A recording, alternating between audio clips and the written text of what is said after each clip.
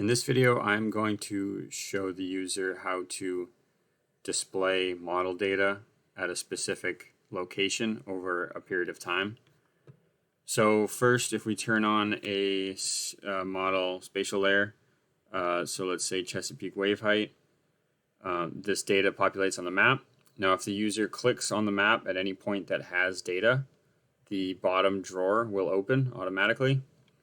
And you'll see it will load in this model data here in the left.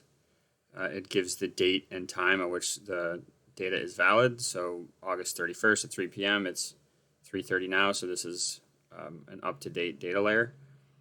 The active wave height is shown here. That's the wave height right now. And if we check this box, you can see the time series plot populates here.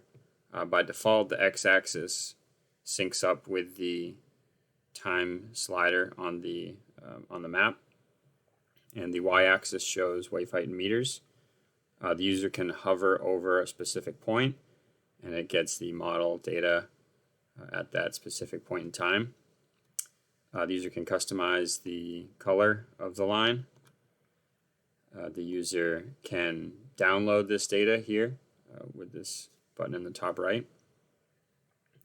And if the user would like to plot multiple data parameters on the same time series plot, they can turn on a second data layer and then check that box, and that will plot, we're looking at wave direction here on the same plot with a second y-axis that populates there on the right. And the user can add this specific location as a virtual station with this button, which I discussed in another video, and they can bring this data into the dashboard as a widget with this button here, which I also explain in another video.